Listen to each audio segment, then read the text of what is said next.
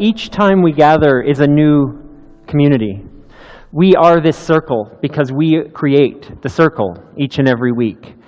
So as we welcome you to this circle and to Southminster Steinhauer United Church, we recognize too those who are not in our circle. Perhaps they're not here this morning because of illness or because of travel, because it's a beautiful day outside. Whatever reason we're not in the circle physically, we are still part of who we are as community. That also goes for those who join us by way of live streaming or our online videos each and every week. We welcome all who are part of a community, whether we're face-to-face or not. This is why it's so important that we are community for and with one another. So as we gather together today, we have the great privilege of celebrating and honoring National Indigenous Peoples Day with our gathering this morning. And as a way to do that, we have some special guests today, and I want to invite Fabian Jennings, one of our community, and also want to invite Russell and Norbert up to the front. And Fabian's going to introduce our guests this morning and help us to get to know them so that we can invite them to be a full part of our community and our circle this morning. You can order this. That's great. Yeah, that's great. I'm here to introduce Russell Auger and Norbert Dumez from Ambrose Place. They're going to join with us in shaping this morning's gathering. Introducing them isn't an easy task because I know them well, and at the same time, I don't know much about them. And if that seems a contradiction, it isn't. To meet either one of them is in short order to know them well, even if you haven't a lot of biographical data. Point is, they're good hearts and deep caring for their people, and all people are in plain view. For Russell, that's especially true because he's an extrovert and everything's in plain view. That includes whatever plans he has in mind for you. If he has them, you'll know about them soon enough, but not so soon you have time to make up excuses and say no. I think his Cree name is Wiley Bear, but I don't actually know that. On a more serious note, Russell is a revered elder at Ambrose Place, enriching staff and residents as they pursue their spiritual journeys together. Always ready to share with them, whether in laughter or in tears. One of his many duties is to lead a smudge and healing circle each weekday morning, and it has been my honor and pleasure to share it with him and the staff and residents. The circle is a source of joy and strength for all of us who attend. It serves as an introduction to Russell's welcoming love and wisdom, and you'll immediately recognize that should you choose to attend, something all here are welcome to do, don't hesitate to let Russell know should you find yourself interested. And now for Norbert. Norbert is a resident of Ambrose Place, but he's much more than that.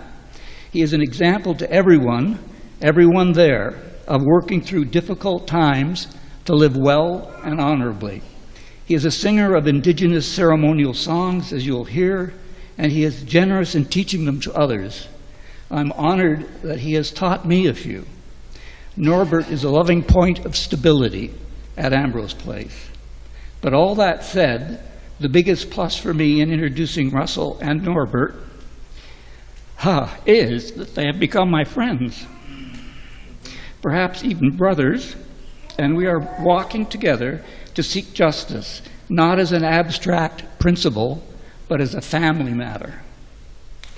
May we all be family here today and every day, not denying differences because they're real, but seeing them as strengths and opportunities for learning. Thank you.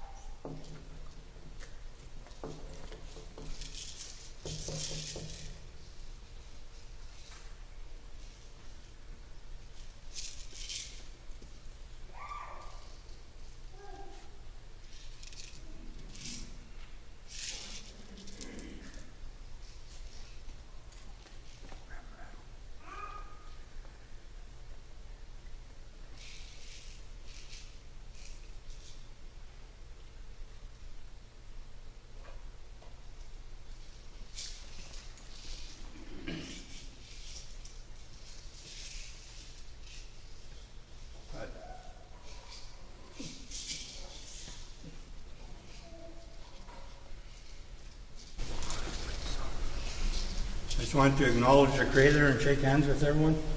The song is called the Creator Song. It basically says, whatever the Creator thinks, that's what's going to take place.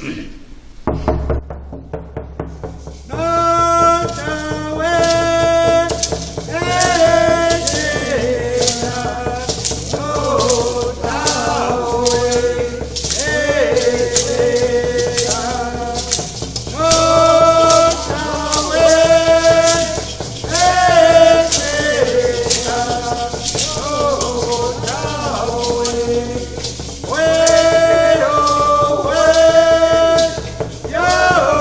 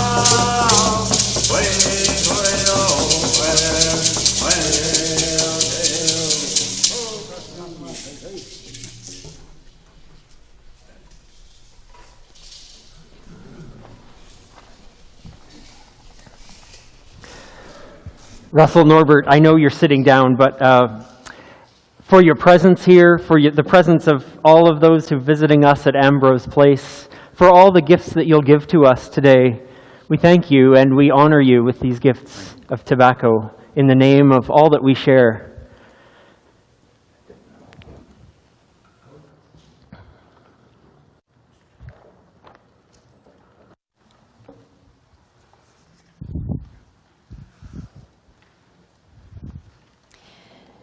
And we are honored that you bring your prayers and cast this circle with us on this day. We are honored by your presence, by the gifts of your presence, by the gifts of your tradition. We thank you. This is a new day none of us have ever seen before. And as we create this circle together on this fresh morning, in this new day, in this new week, we honor the storied land, the traditional meeting ground, gathering place, traveling route of Cree, Saulteaux, Blackfoot, Métis, Dene, Dakota Sioux peoples, so many First Nations, Métis and Inuit peoples whose footsteps have marked this land for centuries. Native land, home and native land, for so many Indigenous peoples. Adopted land for so many migrants from so many lands. All of us, members of Treaty 6, as we honor the light of a new day, we light this flame in our midst.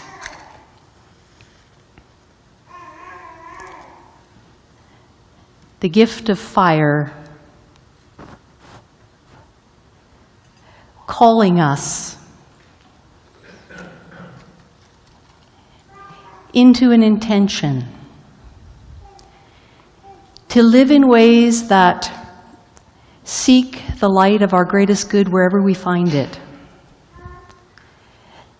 to reflect the light of love, and to honor the light we find in one another. We light this candle acknowledging our deep regret for the wounding past we bring, and also for deep gratitude for the grace of amending ways.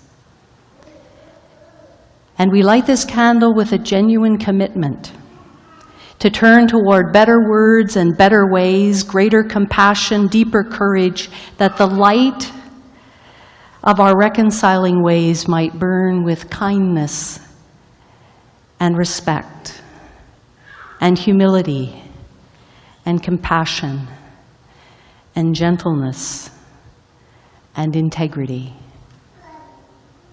as we continue to create community with one another. We sing ourselves into this time in which we're gathered.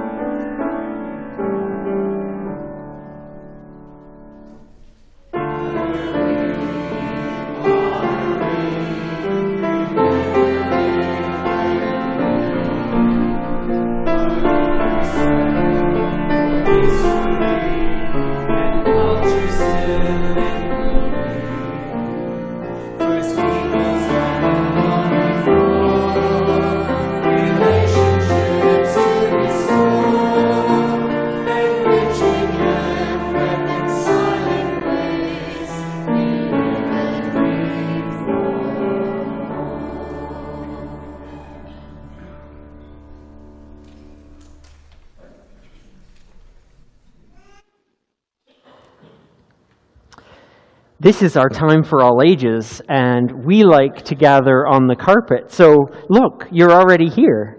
This is perfect. Anyone else who wants to come to the carpet and sit or come closer is welcome to come. There's lots of room. And you can move forward if you like so that you can see what we're going to do here. I do have a book to share, a little story to share with you this morning, but I do want to ask a question first. I want us to use our imaginations. I want you to imagine someone you've met or someone you know that's very different from you. You can close your eyes or you can open them, but you can imagine someone that's different than you. It might be that they look different than you. It might be that they talk a different language than you.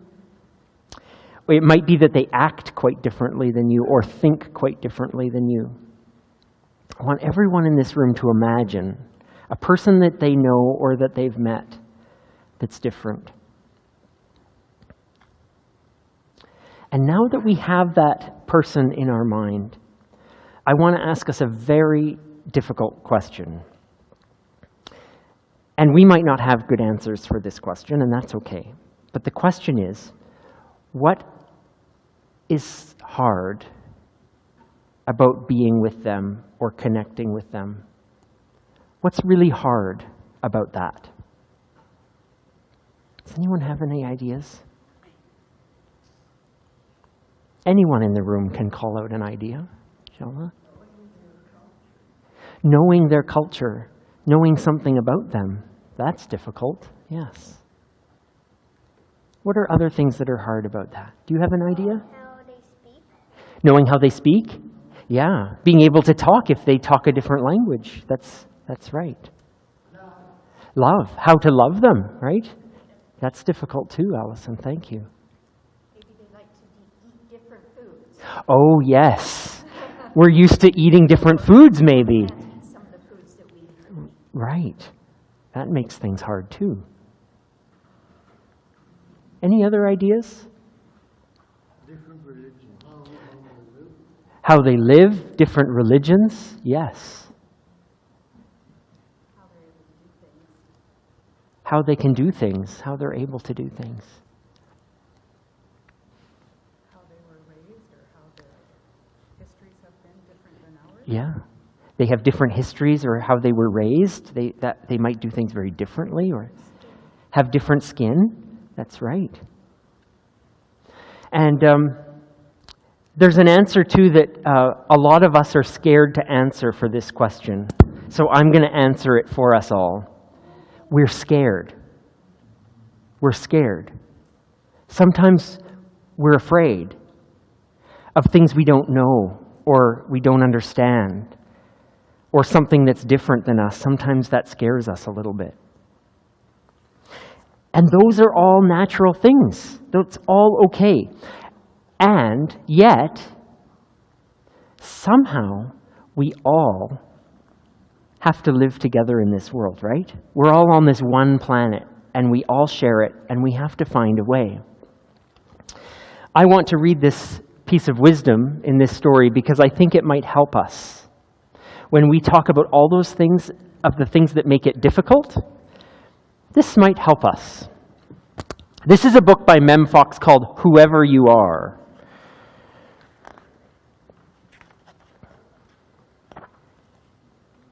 Little one, whoever you are,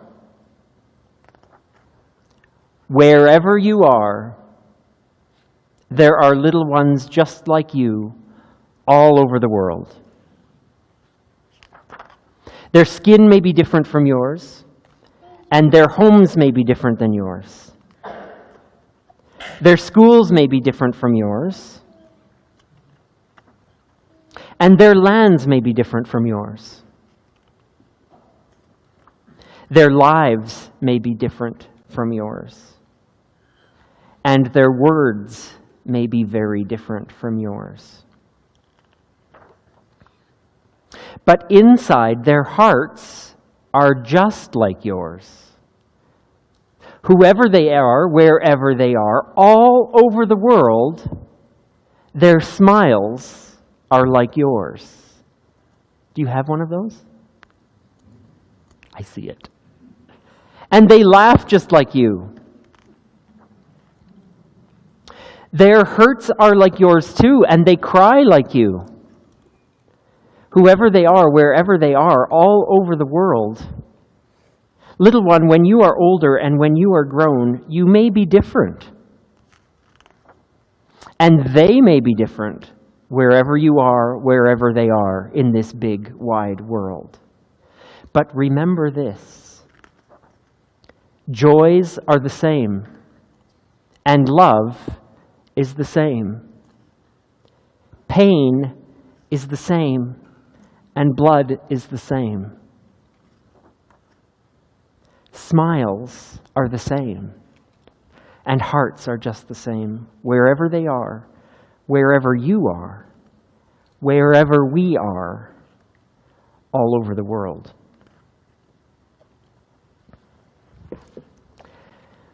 As difficult as it is when we all are different, if we remember some of these things, of all the things that are the same in us, we can build this world into something better, can't we? Into something kind.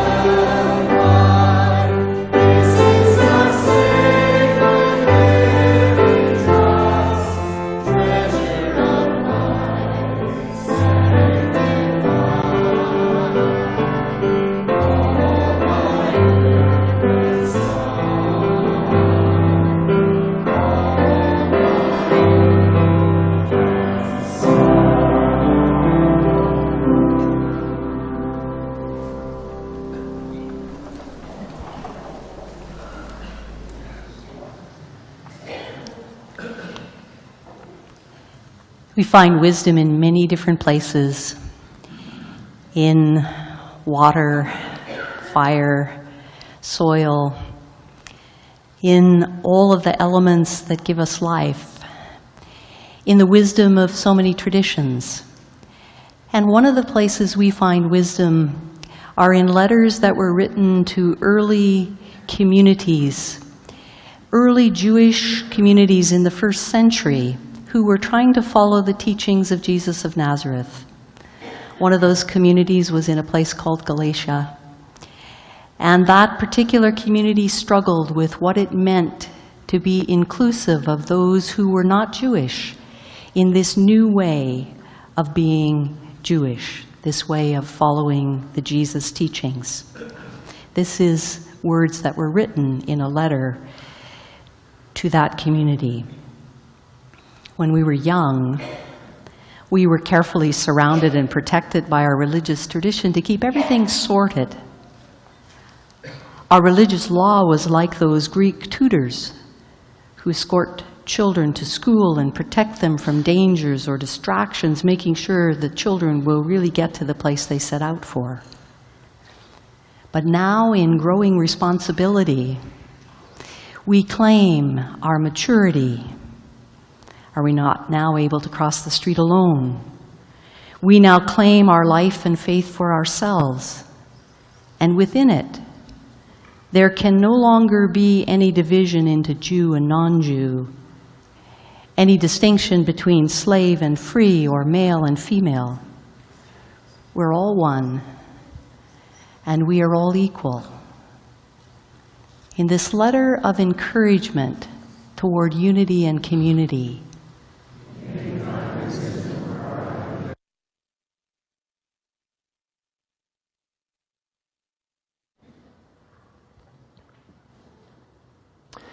I want to tell you another old story, and perhaps you've heard this one before, but it's a good one to tell again.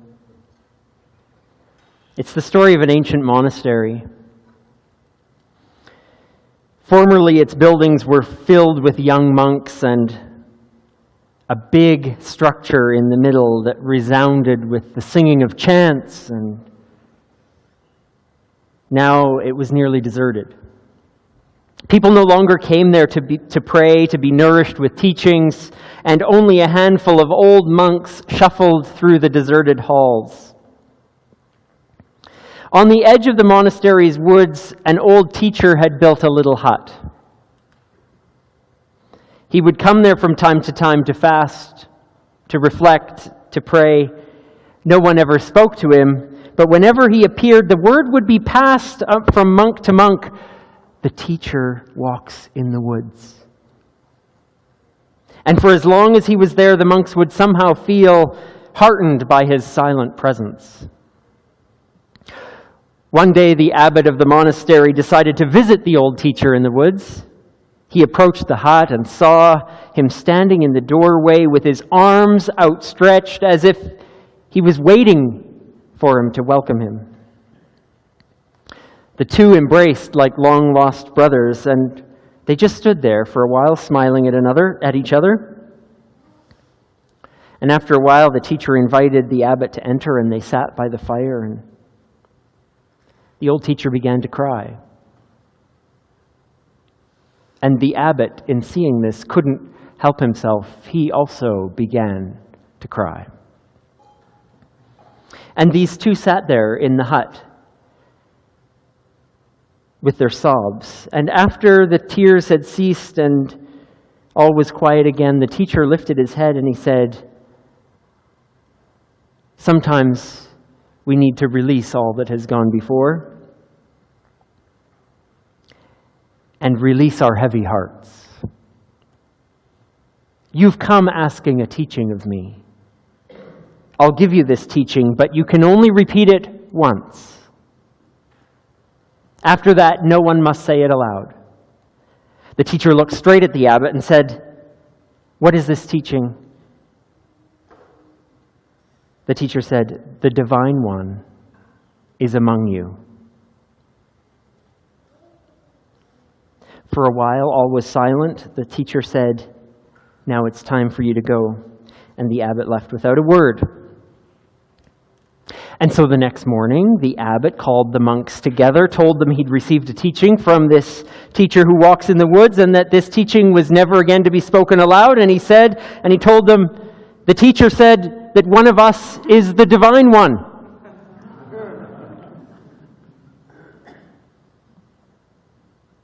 The monks were startled. What could it mean? Is Brother John the one they'd been waiting for? Was it Matthew? Was it Thomas? Am I the one? They were all deeply puzzled. But they listened and they never mentioned it again. As time went by, the monks began to treat one another with a special reverence. There was a gentle, wholehearted human quality about them now, which was hard to describe but very easy to notice. They continued to live with one another as those who'd finally found something, but they worked with one another as ones who were always looking for something. Occasional visitors to the monastery found themselves deeply moved by the life of these old monks, and before long people were coming from far and wide to be nourished by the loving community that they found there. In those days, the old teacher no longer walked in the woods. His hut had fallen into ruins. But somehow or other, the old monk who'd taken his teaching to heart still felt sustained by the teacher's silent presence.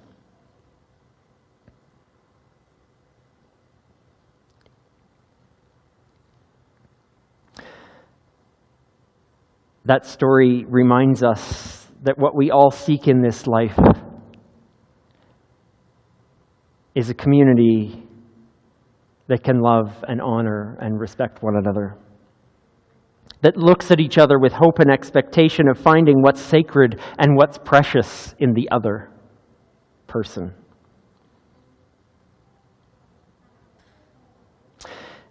This letter that Nancy read that was written to this early community that speaks of healthy spiritual living that can happen only when we leave the lines that we ourselves draw that separate us, that leave those lines that begin to erase the significance of the lines that we draw between all those binaries that we draw, Jew and non-Jew, male and female, slave and free. And we could extrapolate that list, couldn't we? We could name things endlessly. When we move beyond the old boundaries of light skin and dark skin, or indigenous and non-indigenous, or gay and straight, or trans and cisgender, or conservative and liberal, or rich and poor, or you name it.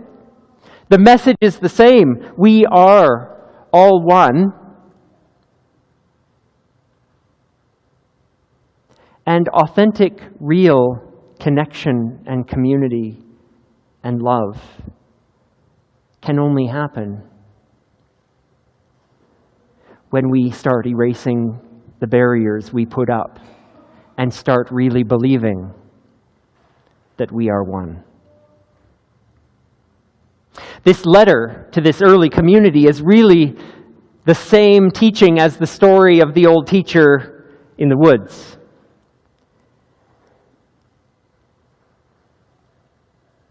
We need to hear it again and again, and in ever different ways.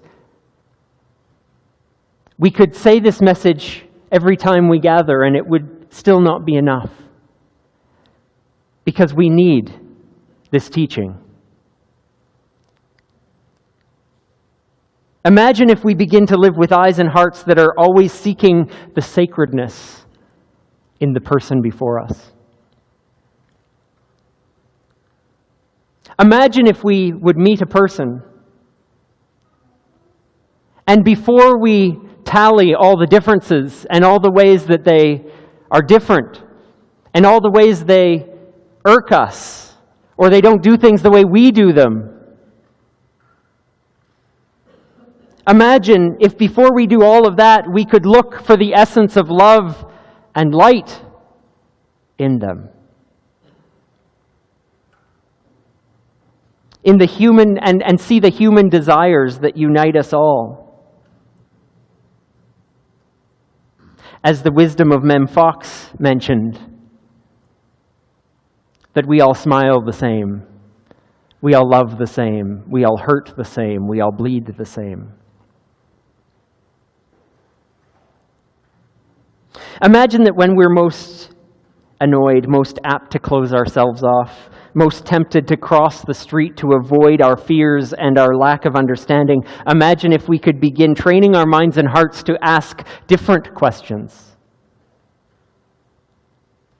Imagine if we could start asking, where can I see love and light in this person? Imagine if I could ask, in our cosmic and universal story of evolution, an adaptation of chemical and physical wonders, let me remember that we are all made of the same substance, all of us. Imagine it in the voices and teachings of those different from me, what I can learn from them so that we can teach each other the best of our wisdom. And know that together we're seeking a better world and a good way of being with each other. I think we can be as creative. We are creative people. We can be as creative in seeking the light and sacredness in each other as we are at pointing out our differences. And that will always be our daily challenge. In this time of quiet now that we will sit in together, let's begin imagining how we can turn these questions in our interactions. Turn to these questions and make our way to places that pull us out of our comfortable bubbles and toward the experience of coming eye to eye and face to face with new expressions of sacredness we've never had before. Where is that person we've yet to meet that has something to teach us? Where and who is the person we have yet to meet that has lived such a different life from us that we might see sacredness and light in them in a whole new way?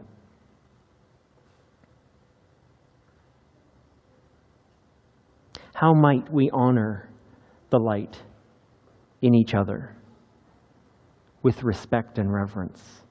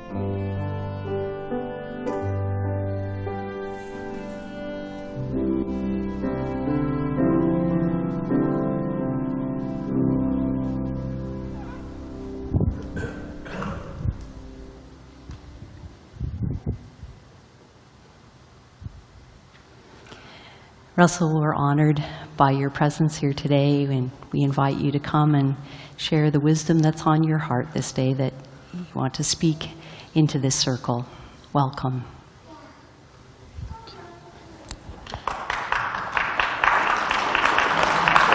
We're so glad you're here.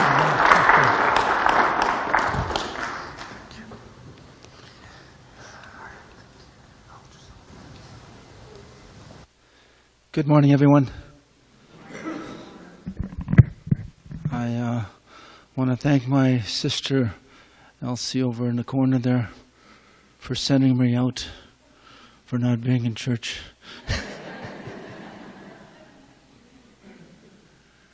And I want to thank all of you in here for inviting our family here, all the people that I love, that I'm around every day.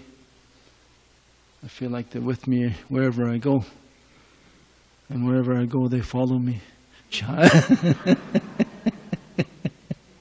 And I love it. I love it because they're good people. When the new people came here, they made a lot of mistakes. And there was some of your families here. Never knew what they were coming against and what they were coming to. But some of the choices and decisions they made weren't right for our people. And one of the most devastating things that they did was to create a residential school. I'm a product of the residential school. I was raped there. I was tortured there. I was beaten there. I was starved there. I was locked up in rooms where I shouldn't be locked up. They left me for dead when they beat me one time. They thought I was going to die. But somehow or another, I'm here. So all of us here, in our journeys and our experiences, what do we do? From my journey and my experience, I grew to hate. I grew with a lot of anger, and I grew up with a lot of frustration about why life was the way it was, and why I was getting what I was getting as I lived. And I didn't know how to accept the fact that what those people did to us. Grew up with the fact that how could they hurt me so badly to want to destroy me? Because I didn't think I was a bad person. When I was small, I didn't know what was coming of me, why they treated me the way they did. So when I grew up in white environments because I lost my mom and dad. My dad when I was 7, my mom when I was 8. So the loss of my mom and my dad traumatized me because those are the most two important people in my life that truly loved me and accepted me for who I was and wanted me to do the best as a child. So when I went into an environment of non-native homes, again they began to treat me like I wasn't anybody special. I never got any affection growing up in any of those homes. I grew up in many, many foster homes where I was treated badly. I remember the three of us, my brother, my sister, and I, went to this farmer's place to be at their home. That's where they put us, social services. And I thought, well, this is going to be a place, maybe it's going to be better. Maybe something good's going to come out of here. And what ended up happening is they set a little table on the floor. Well, they sat and ate there. And what they ended up doing is they gave us leftovers from the day before. They wouldn't feed us what they ate while they were eating. And I remember the man, the farmer, had said to us, don't look up at our table because it's not what you're eating. You're given what you eat here, you eat that. And I remember feeling really uncomfortable. And I remember smelling their food and smelling like, oh man, this is such a good smell. That odor is beautiful. And he was telling us not to look up when they were eating. And all of us three of us were sitting at a little table on the floor there. And I'm curious. I want to see. I want to look. And I look up and I'm trying to see what's on the table. And the man spotted me. And he came forward and he came back and he knocked me off the chair with the backhand. Knocked me off my chair. He said, I told you not to be looking up here. You're supposed to be eating what we gave you down here. Can you imagine what I felt as a little boy? The horror, the fear, the anger that I felt when he put me down, and the crying and screaming that I had, of the impact that he hit me with the back of his hand and knocked me over. That's what I went through growing up. That's what I had to go through, all through those homes, the non-native homes. So growing up, I started to hate white people. I didn't want to be around white people, and any white person that I felt, I wanted to hurt them when I grew up old enough, when I was old enough to be a young man.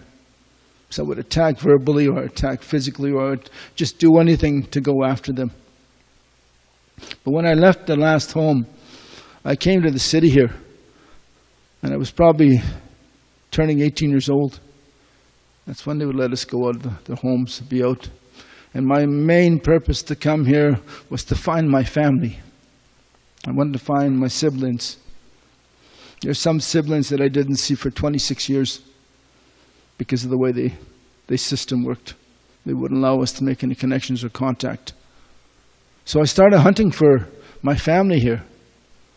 And I found a sister, my oldest sister, that was in care with us. Then I found another brother. Then I found a cousin. Then I found aunts, and I found an uncle, and I found lots of my family here in Edmonton. They were living here in Edmonton. And I didn't know how to build a relationship with them because they spoke Cree and I didn't. And for me to feel like I was not really inclusive, I felt really uncomfortable when they spoke Cree and I sat there with them. And they never gave me any criticism about it, but they said, well, you should learn. So it was hard for me to come home, to come back to my family, to come back to reality of what was really important for me. And I met my brother Charlie. And my brother Charlie used to come when we were young, always to come and see us. And I loved my brother. He was so incredible. He was so giving and so generous and so attentive. When I met him, he just came forward and he gave me a hug and he says, brother, I missed you, and he started crying. He held me for, I don't know, probably about 5 minutes. And he helped me. And I remember didn't know how to hold him because I didn't know how to give anybody affection. I just tried to, like this, pat him on the back a little bit. And then he let me go, and then he started telling me, I got to introduce you to more people here. I got to get you involved. I got a job. I want you to come work with us. And he wanted me to be with him as much as I could. And when I went to the street life, I was out there. My brother protected me from everything. If anybody tried to hurt me, my brother would jump forward and he would say, if you want to fight my brother, you're going to take me on first. And I remember how many times he took care of me. And I was so grateful for my brother. I was so amazed at my brother, Charlie. So he says, I got a job. I want you to come work with us. And I said, okay. I was probably 19, coming 20, and I went to work. I went to cut trees, cutting seismic lines for all the industries here. So we went 45 days in the bush straight, and we spent time there. And some of my other brothers and family were in the company too. My brother couldn't read. My brother Charlie didn't go to school all his life, and he had a hard time. So what I do is I tried to help him learn how to read in camp. So what I would do is I would take comics. I used to take the Archie comics back then. And he loved Archie. Archie and him got along. So I took the comics. I'd buy a big pile of them to go in the bush. But there was another brother that was there. He was always a trickster. I was a hard guy to get along with. So he would take those comics and he'd read them all. And then when I wanted to read them, he'd tell me what the story was about. I'd say, Gordon, leave those comics alone because I want to read those to Charlie and I want him to read and I want to read them and enjoy them first and then get to know, don't do that. And that's what he'd be doing every time. He'd go grab a comic that I was going to read and then tell me the story about what it was all about. My trickster brother. So all through that relationship of 45 days, we got super close, him and I. We'd come back out 10 days, and then we'd go back in for 45 days. And the relationship that I had with him was just incredible. When I'd come back out, sometimes I'd meet people, and at that point in time, I was making a lot of money as a young boy, a young man. And I didn't know what to do with my money. And back then, the banks were only open Monday to Friday. They never opened up on weekends. So there were no debit machines. So if you had to get money, you had to get money directly from the bank and go pick it up, put it in your pocket and save it for whatever you needed for to spend money. So there weren't machines like there are today. So I remember getting money, going weekends, doing things. But I had met this young lady, and she had this beautiful baby. And she used to struggle. And I remember when I used to come back from camp, I'd go see her. And I'd give her money just to take care of herself, so she could eat and feed her little one and take care of her needs. Because I felt that was important for me to take care of that young lady and her baby. So we'd been gone out for probably 4 or 5 times out, and every time I came back and made sure I went and took care of that young lady. We came back, and I don't know if any of you know the history of the city here. On 109th Street, there used to be an overpass. And on the other side of it, there used to be I forget that little tunnel that was under the ground. The rat hole. The rat hole was there. And I remember having a walking through that rat hole to go see my brother, who was in a pool hall that was just above that thing beside that corner on 109th there. And there used to be a pool hall on the 4th floor. So he said, meet me there. So I go over there. And I'm walking through that rat hole, and the rat hole used to have the worst smell in the world when you walk through it. The worst smell in the whole world, but I'd walk through it just to go meet my brother. I get over there, and I go up, and we play pool for a while, and we're leaving, and we're going down. We're walking down those stairs, and on the bottom of those stairs is that woman and her baby. And I guess she found out where we were. She'd talked to my aunt, and my aunt told her where we're going to meet, and she came over there. And she was down on the main floor there, and she was crying, holding her baby. Crying, holding her baby. And I went up to her, and I gave her a hug, and I said, are you okay? She says, no, I'm having a really difficult time. And I says, what happened? She says, well, my place, a bunch of my family members came over there, and they started drinking. I didn't want them there. And they started partying, and they started creating a big ruckus, and they started fighting, and they destroyed some of my property, and the landlord came and evicted me. This morning, evicted me from my home. And I have no place to go. And I have no place to take my baby. And she started crying. And my brother was off to the side. My brother Charlie was off to the side listening to this story.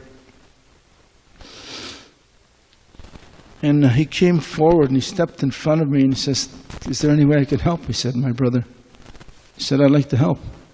And she said, well, I don't know what you can do, but I'm stuck, she said. And my brother pulled out all the money that he had. He probably had about $700, $800 in his pocket.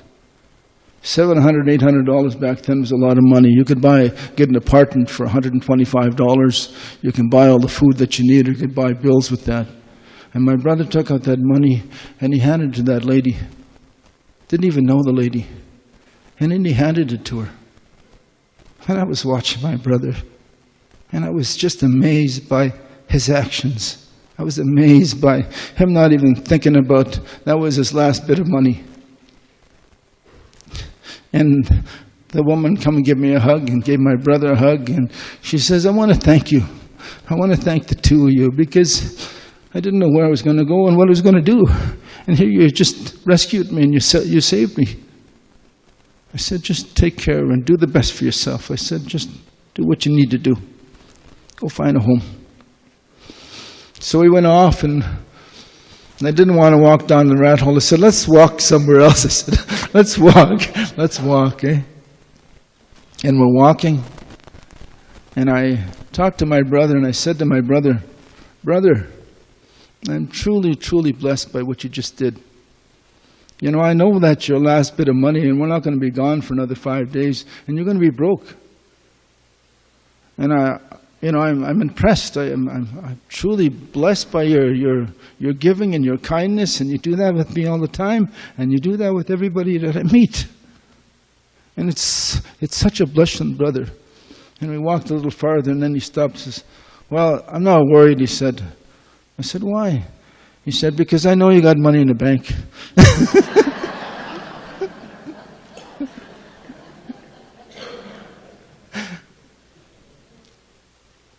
In all the journey that I spent with my brother, all those years that he took care of me, all those years that I tried to find family and he reconnected me, all those years that he tried to nurture me, to feel good about myself, he was there for me.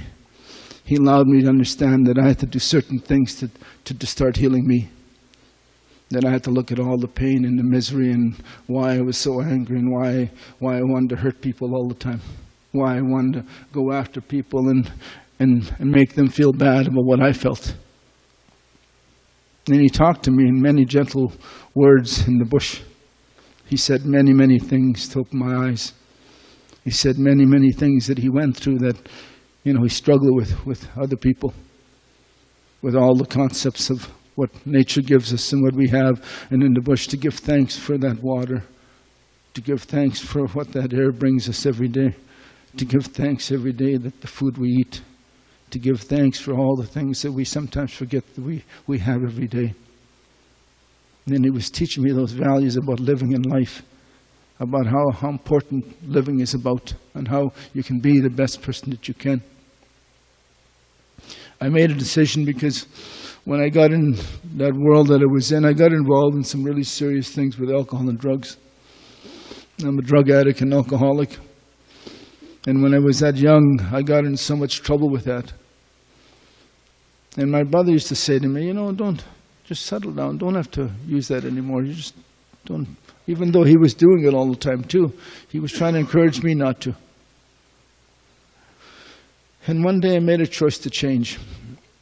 And when I made that choice to change, I invited my brother to join me. And this is what he said to me. He said, "Brother, I don't know if I can do it.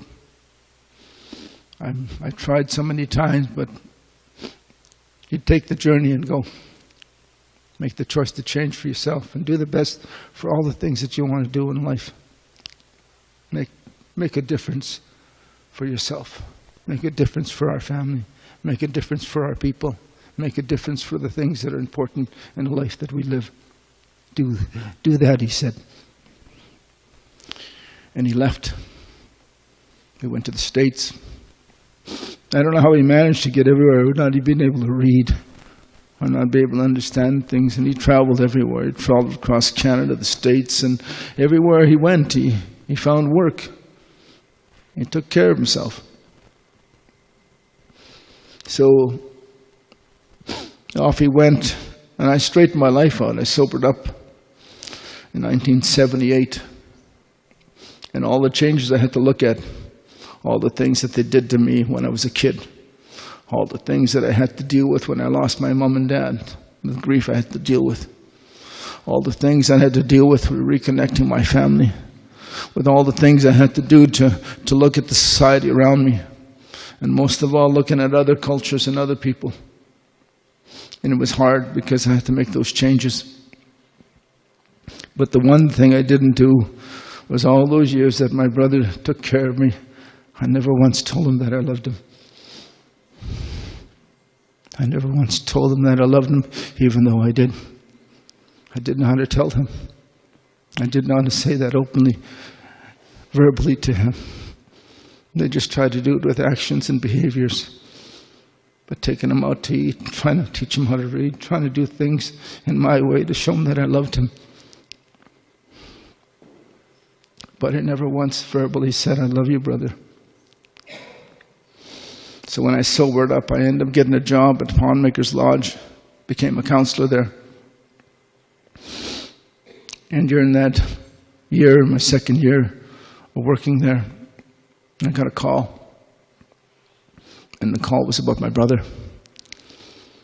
He ended up in Vancouver. When he was in Vancouver, he got in some bad situations with bad people, with the drug world. And when I got the call, they called me to tell me that my brother was murdered, that his head was split open. And I didn't know what to do, because the immense love I had for my brother was tragic for me. So all the family gathered and we went home. They brought the body home. And there were probably about 4 of us that hung out together. There were 3 other cousins and my brother and I. 5 of us sometimes would hang out and do things together. And we came close, 5 of us, family members, when we did things together. I got home and my anger came up. My old anger came up. And I didn't know how to deal with that anger because of what they did to my brother. And I was so devastated by that loss. And I didn't know how I was going to recover from that, because it was another thing that I had to deal with in my life. We get home and we have the service and we bury my brother, and our family's gathering at my sister's place. And there's probably about 20 of us there. Then 3 of us started talking. And this is how angry I was. I said, I think we need to go back and take care of those people that killed our brother here. And they agreed they would go with me. So what we ended up doing is we loaded up 3 rifles. And we put it in the trunk of my car. And we're going to go after them and take their lives for the ones that took my brother's life. That's how angry I was. That I was willing to go and take another person's life for what they did to my brother. And I was 2 years sober. And I didn't care anymore. That no caring feeling came over, and I said, I'm going after them. And I was just reloading the last rifle and loading our gear in the truck. My sister come running out. And she starts to yell at us. And she says this, "Where are you guys going? What are you doing? We just lost a brother. Why do you want to go over there and we might lose you? Why would you want to go over there and do that? Why would you want to go and hurt another human being? Just stay home." She's yelling at us.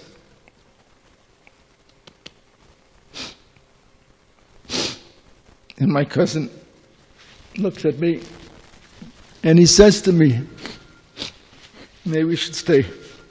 Maybe we should stay. Maybe it won't help." And we all turned around and went back in the house. I went home, driving home the next day. I was in the vehicle alone. And I drove home alone, feeling lonely, feeling hurt, feeling traumatized again, feeling the impact of what's been happening all my life. I thought, do I have to keep going through this every day in my life? Do I have to feel this every day in my life? When is it ever going to stop? And I started praying. And these were some of the words I said. "Creator, help me learn how to make change for the betterment of me. Help me feel good about myself, that I don't have to feel this pain every day.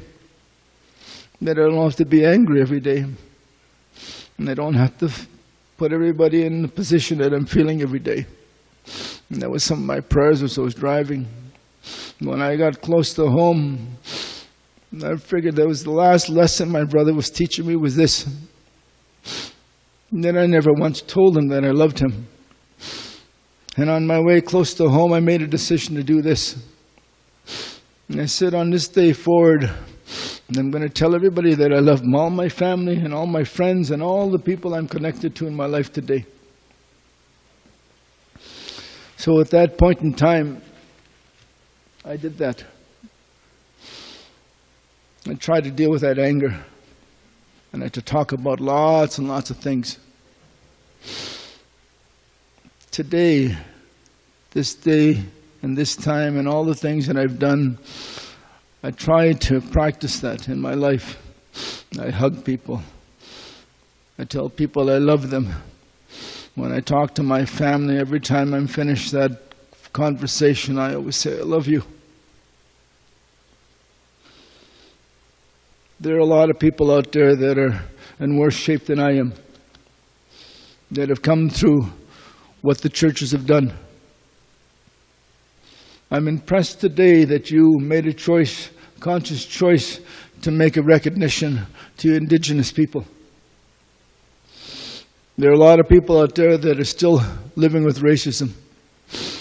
There's still a lot of people out there that won't even acknowledge me as an Indigenous person, will still shun me when I walk into their environments. I still have people that will still criticize me about who I am and not afraid to do that. There are a lot of people in the world today that aren't doing what you're doing here. And for me, that's impressive. That's what love is. I see a lot of people that are gray like me. And beautiful gray, especially Murray.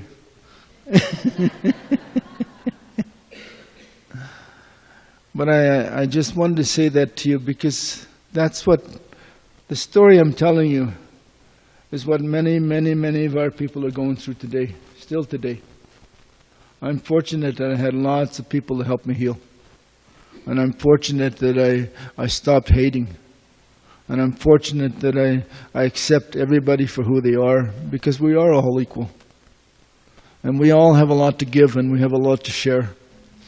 And I'm impressed with how these two invited us into your home here. This is great. It was hard for me coming in here because I saw so many people, I didn't know who to say hello to first. And everybody wants to be friendly, and I'm trying to be friendly too, and I'm smiling, and I'm looking around. Oh, hi, hi. Oh, hi, hi. Hi, hi. Oh, hi. Oh, it's good to see you. Oh, my name is so-and-so, and everybody's introducing themselves and welcome us, making us feel good. And I'm walking around all over the place, and I ended up going to the restroom, and then I realized my zipper was down all that time. And I thought, when you're in a place like this, honesty is a really good thing. I hope you guys can learn to be honest. So I thank you for allowing me to come and be a part of your world. And I hope in some way my story can touch your heart and also make it easy for you to come closer to us as Indigenous people. Hi, hi.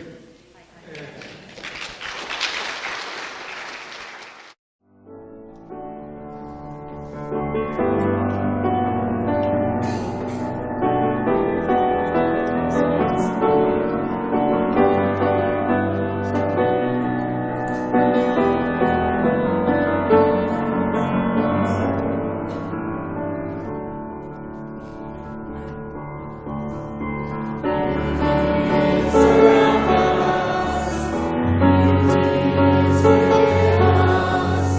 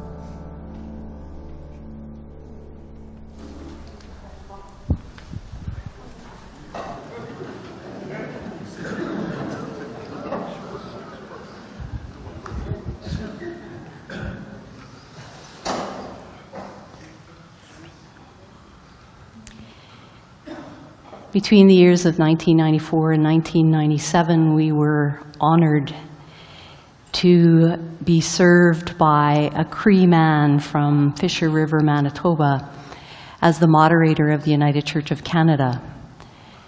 Stan McKay, during his time in leadership, offered us some words to say, words that invoke the sacred teachings of his people. And on this day, we have the opportunity to pray together, and in the many ways, with the many different words we offer, this is one way to give expression to our intention, to live into love is always for our people, Russell, for my people. Love is always having to say, we are sorry. We are deeply sorry. We were wrong. And we hurt you and your people deeply. Love is also that which calls us together to do better. And so we offer this, our prayer, as a way of strengthening our intention to live into our highest good, to live into what is possible for our humanity, and what is only possible if we can be one human race. We offer these words with each other. We come with thanksgiving for our very breath, the warmth of the sun and the sustaining waters, for life around us, the plants, soft grasses, and sheltering trees, for the ones that crawl, those that swim, and those that fly, for the four-legged and the two-legged, all our relations. We celebrate the diversity of creation as reflected in the four winds from the four directions. We especially honor the many peoples with their many gifts for understanding our shared life on the earth.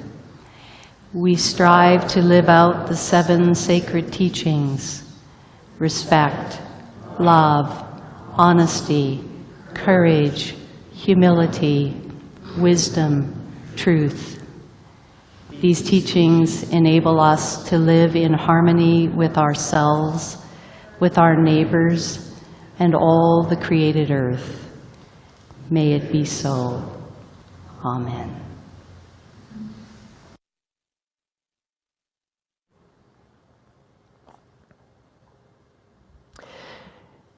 As we close our time together, we want, on behalf of this community, to offer you, Russell, and you, Norbert, as a thank you for sharing your time and your gifts and your wisdom with us. Just a very simple gift, a gift of a T-shirt that has our name and our tree sunburst logo on it, and we want you to have that and remember us as friends. And we thank you again for being here. Norbert, thank you.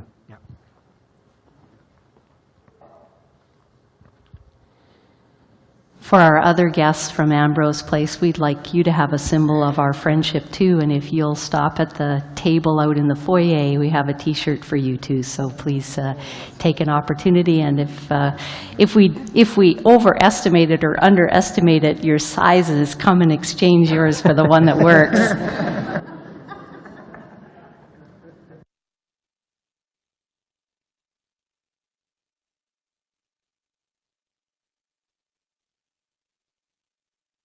Share this light.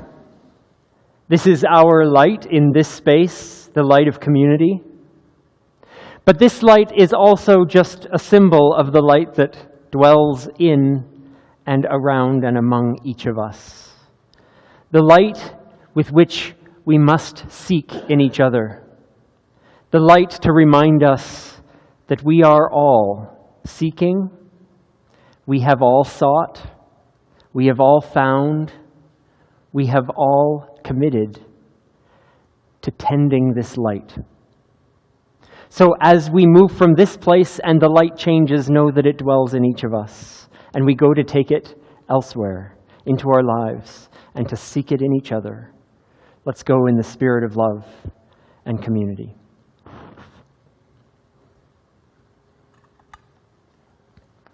And we invite you, Norbert, to sing us a closing song and to help us to leave in a good way.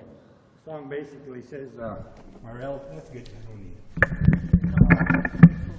don't need it. I'm pretty loud. It basically says, time has come up for us to part ways and shake hands. Shaking hand time it's called, and hopefully everybody has a safe trip home. We'll meet again someday, whether in this life or in the next. Hey, yeah, hey, hey, hey, yeah, hey, hey, hey, hey, hey, yo, hey, yo, hey, hey, hey, hey, hey, yo, hey, yo, hey, hey, hey, hey, hey, yo.